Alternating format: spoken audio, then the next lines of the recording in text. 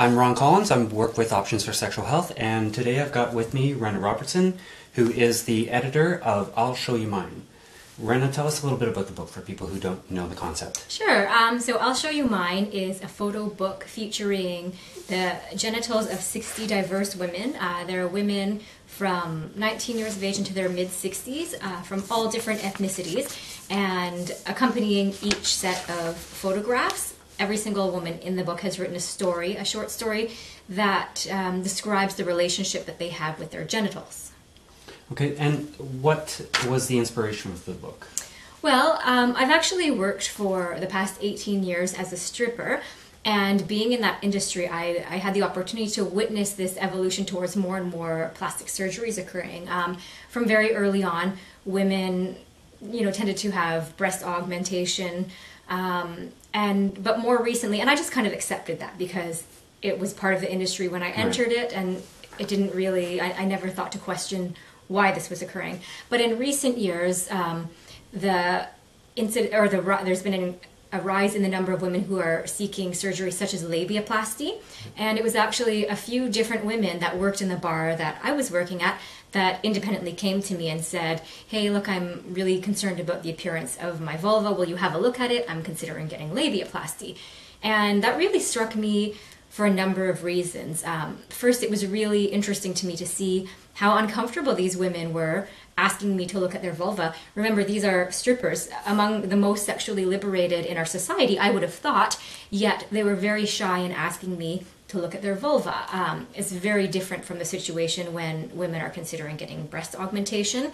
It's a very open topic for discussion in the change room, but these women were very uncomfortable, and they approached me as if it was kind of a burden to be placing on me to look at their vulva.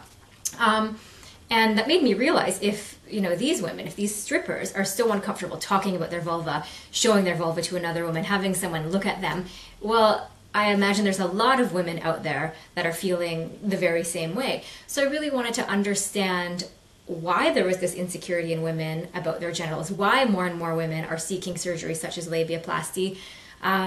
So what I found was, first and foremost, there's an absolute dearth of educational material, such as I'll Show You Mine. So when women are curious about what other women's bodies look like, most often they turn to pornography, and more often it's mainstream pornography that they're looking at. And unfortunately, mainstream pornography does not represent the diverse body types that we see in nature. And that leaves a lot of women feeling like their bodies are abnormal, and then they seek surgery such as labiaplasty, which is the surgical reduction of the inner labia. And it's most often for cosmetic purposes. Right, so now the porn industry is putting out, as you said, this one image of women and what their bodies look like.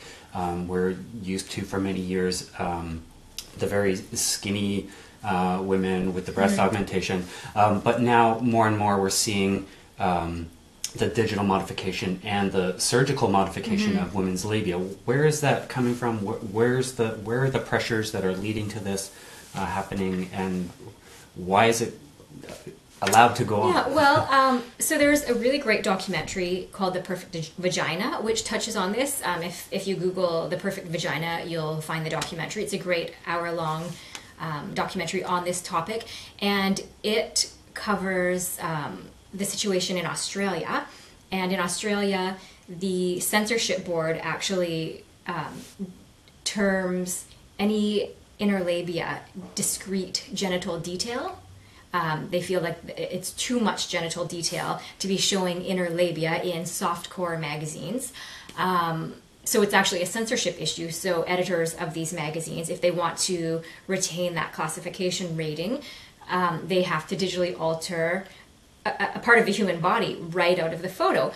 And unfortunately, women, though we recognize, or at least we're aware, when we're looking through magazines, we're all very aware that most, if not all of these images are, photoshopped, digitally altered in some way. But I think that we don't really recognize that goes all the way down to the level of a woman's genitals. So in Canada, I'm not exactly sure what the classification board states, but the situation is very much the same. I'm not sure if it is a censorship issue or if it's just, to suit the reader's taste. If that's, for example, what Playboy thinks it's its readers' wants. But there was a study that looked at every issue of Playboy magazine from 2007 to 2008, and in a total of 185 photos, only 7% of them showed any sign of inner labia whatsoever, and in only a single photo was the inner labia color other than light red or pink. And this is in marked contrast to numerous research papers which have looked at all different parameters of vulva anatomy, and there's just such a broad range in terms of length and size and color, and this unfortunately is what is not represented in mainstream magazines such as Playboy. So obviously in your book, that's 7% is far from the statistic we Yeah, absolutely. So many people are so surprised when they pick up the book, and I also want to mention none of the images, there's no digital alteration, there's like everything is presented life size, life color. This is reality that you're looking at. And both men and women are often so surprised when they flip through to see how incredibly diverse this organ is. Because again, it's not what we are used to seeing in the mainstream media. And a number of people have actually said to me, so did you hand pick women, with more, inner labia showing, and the answer is no. I mean, these are just the women that showed up. And you will see, I mean, there's a vast range. There's the kind of vulvas that you see more often in the media, because of course that closed, they call it the clamshell in pornography or the censorship board. And certainly that body type does exist in nature, but it's at one end of the extreme range. So the book does a great job in showing a more full range of anatomy. Right, and so the implication here is that women are getting more access to porn because of the internet. They're seeing this one kind of body image, and then they feel that they're somehow got this imperfect body, and they want to change that to become this image that they hold up as the standard. So Right. they're turning to actually cutting off part of their genitals in order to do that. Absolutely. It's really, really extreme, the measures that women are now they're putting themselves through in order to conform to this artificially constructed ideal of genital beauty.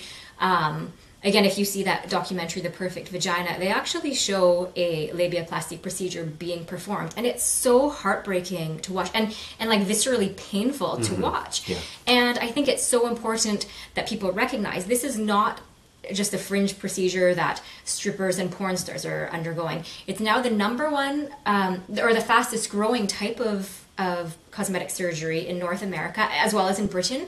And young women as young as 12 years old are going into their doctors seeking this type of surgery. Wow. And what are the stated reasons for wanting those type of surgeries? Well, so a lot of the doctors frame it in terms of the physiological issues, functional issues. It's framed as, elongated labia can be uncomfortable during sex, or it makes it difficult to wear tight clothing, or it can be uncomfortable while riding a bike, for example. But really, and certainly there are cases, I don't want to say that every case of labiaplasty is completely unwarranted. Right. There absolutely are, extreme cases where it's like, yes, it's clear that would be very uncomfortable, but most of the surgeries performed are strictly for cosmetic reasons. I think there was another very large study done in the United States. Thousands of women participated, and it was really looking at women's knowledge of their genitals, their vagina, their vulva, as well as their relationship, their opinion, their feelings about it. And there's some, again, kind of heartbreaking stats that came out of it. 89% of women do not find their genitals sexy, attractive, or beautiful. And what's really interesting is if the partners or spouses of these women are asked to describe their partner's genitals, they always rate their partner's genitals as very sexy. Women have such a hard time having a positive association with their genitals, and we feel like, oh, I have to get labiaplasty so that I can be attractive to my partner, but that's really not the case. The partners already think they're attractive. Exactly. Right. Yeah. They could save themselves a lot of money and Exactly. But the problem is that we live in this society where even saying the word vagina is very difficult for a lot of people. It was another one of the facts that came up in this study. Almost half of women feel like the word vagina is a word that should only be used in private. And 1 in 5 women, 20% of women, are uncomfortable talking about their vagina to their healthcare provider. Right. And, you know, if women aren't even comfortable talking to close friends, to family members, to their doctor about their genitals, well, you know, that makes it really difficult when they're feeling uncomfortable. They don't know if they're normal. They don't know if they look the way they're supposed to look, because nowadays people think that they're supposed to look a certain way. Mm-hmm. They're supposed to look in this way that is represented time and time again in the media. But if we are in this culture where it's so difficult to even say the word vagina, you know, even strippers have a hard time saying, hey, will you look at my vulva and tell me if it's normal? Well, that leaves so many women open to being taken advantage of by these, you know, unethical doctors who will happily charge a couple $1,000s to remove some of the most delicate and sensitive tissue on your body. Right. Okay, let's go back and talk about the text in the book. Mm-hmm. So there's this incredible diversity of stories in the book. What was the assignment that these women were given? What were they asked to write? Right.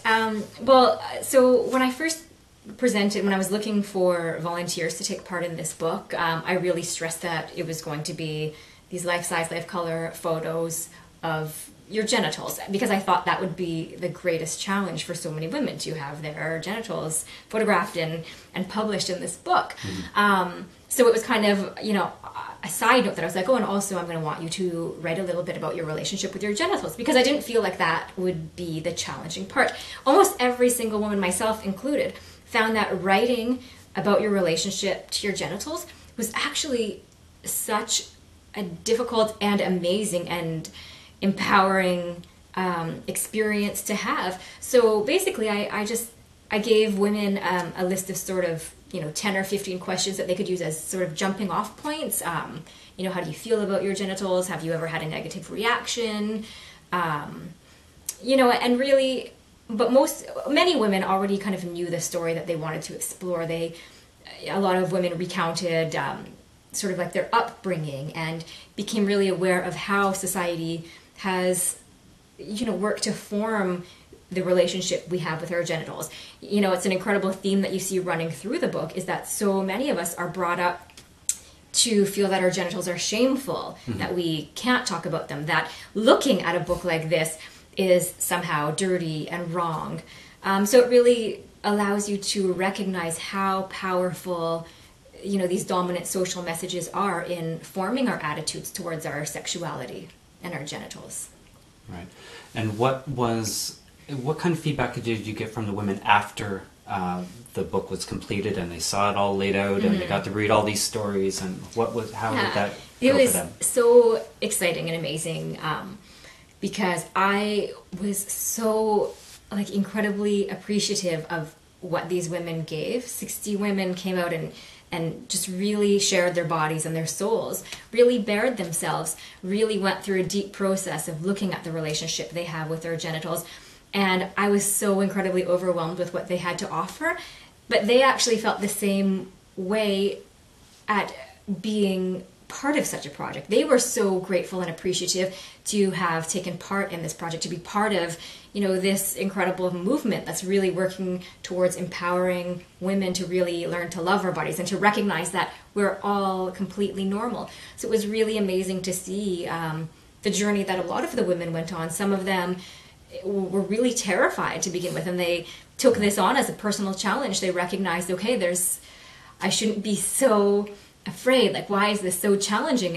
And you know, they stood up to the plate and decided, okay, I'm going to do this, and then really reflected on, you know, their relationship with their vulva, with their sexuality, recounted amazing stories that many of them said they had never shared before. Right. And they were so appreciative to have that opportunity to really get that out there. And it's really incredible what it does for, I think, every man as well as every woman. When you read those stories and you see how much experience there is there, and there's so much that you can relate to, there's so much that you can learn from. So it's really powerful for everyone involved. Like, I think it would be very difficult to walk away from that book, whether you're a participant or whether you're just someone picking it up and reading it. I think it's very hard to walk away unchanged in some way. Right.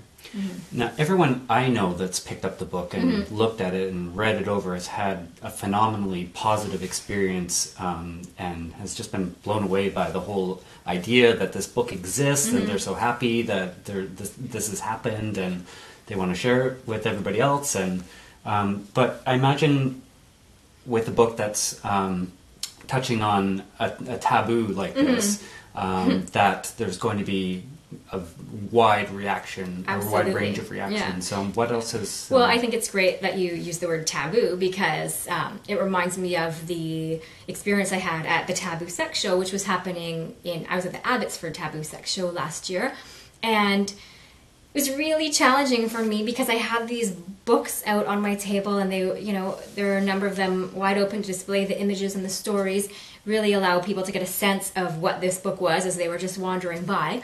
And the Taboo Sex Show is, it's a very big event where there are all kinds of, products being sold, sex toys, there are workshops on all kinds of different sexual issues. So it's a place that I feel like, yeah, if you're going to the Taboo Sex Show, you're pretty open and liberal, and so I thought this is going to be a great place to expose people to these books. And it was really surprising to me to see the number of women that walked by and saw the images and actually became quite horrified. The look on some of their faces were just like, oh my God, that's so graphic. And they were really kind of offended by the images. And my biggest challenge is to get the book into the hands of those people. The people that are most resistant to it are the people that are going to benefit the most from it. Because it's, and and I include myself in that. Like, I'm still challenged by the book in some ways. I think it probably challenges most people. I don't see how you can pick it up and not be challenged. Absolutely, by it. Yeah. I find myself in coffee shops afraid to open it more than a crack because, I don't want to offend people, even though I know it's not offensive material, but it's so deeply ingrained in me that this is offensive material. And people will be offended by it. Absolutely. But you know what? I feel like it's such an opportunity when you're challenged by something. That's an opportunity to really look at, well, where does this come from? I would love every person who is offended by this material, who feels like it's too graphic or it's disgusting, really think about that. Is it a material truth that this part of the human body is disgusting or offensive? Or is that just something that our society has ingrained in us so deeply from so many years of socialization? So, I am so heartened when I hear stories. So many women bring the book home and they kind of share with me, oh, I'm not sure if I want to leave it out on my coffee table because my roommate, probably won't like it. And then sure enough, even those women that have a very difficult time with it end up usually having such an incredible experience because they take the time, because it doesn't matter what your initial response is. I understand an initial response being like, wow, I'm not used to seeing that kind of material, but everyone is curious. Everyone wants to see this. And I think that's awesome because curiosity usually gets the better of people, and they sit down, they take the time, and they look, and their eyes are opened and their mind is opened.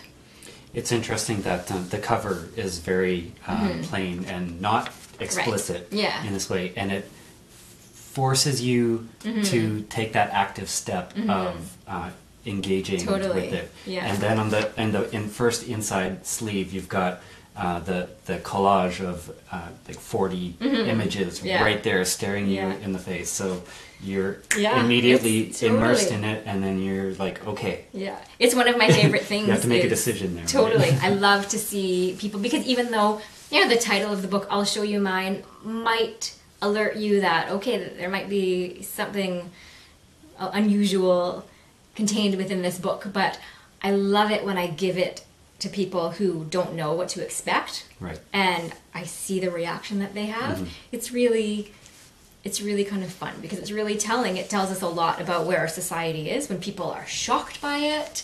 That's not an individual reaction. That's a real societal reaction. Like, societally in North America, this is challenging material. Right. So it's pretty neat to see how people respond to it and who just slams it shut and then slowly like, okay, I'm ready. It's pretty fun. Yeah. So obviously the primary audience for the book is women. You touched on this briefly, but maybe you could expand a little bit. What do you think the take-home message for men is? What can men get out of reading over this book? Yeah, I mean, I think men can absolutely benefit from reading the book in numerous ways. First, I think it's very important for especially young men today who have such quick and easy access to online pornography and potentially their parents' collection of Playboy magazines. I think it's really important that they are aware that there are very diverse body types.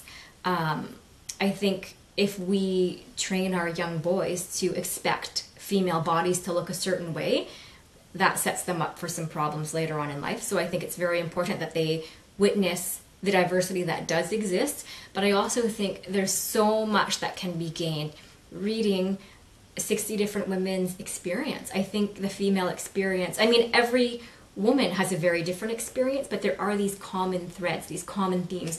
And I think that it can be quite different than a typical male's experience of his genitals. And I think it's really amazing. I think it can really help men understand women a little bit more. I know a good friend of mine actually, he got a copy of the book and he said to me, like, I'm really scared of this. You know, I'm really scared because once you have that knowledge, once you understand a little bit more what it's like to be a woman and how we're socialized, you know, it makes you a little bit more accountable, you know? Yeah. And he wasn't, I mean, he was ready for it, but he knew that, like, yeah, it's something that you're really committing to. If you decide to pick this book up, you know, you can no longer be ignorant to these kind of things. Yeah. You can't say you didn't know. Exactly, exactly. All right. Wrenna, it's great talking to you. Where can people pick up your book? Well, if the easiest place is online. The website is illshowyouMine.com, and the book is available on a sliding scale. The cover price of the book is $50, but we want to make it as widely available as possible, so you can choose a price anywhere between $50 and $30. It's also available at a few different stores in Vancouver as well as across North America. And again, that retail list is available on the website illshowyouMine.com. Great. Once again, we're in Vancouver here speaking with Wrenna Robertson, the editor of I'll Show You Mine. Thanks again, Wrenna. Thank you so much.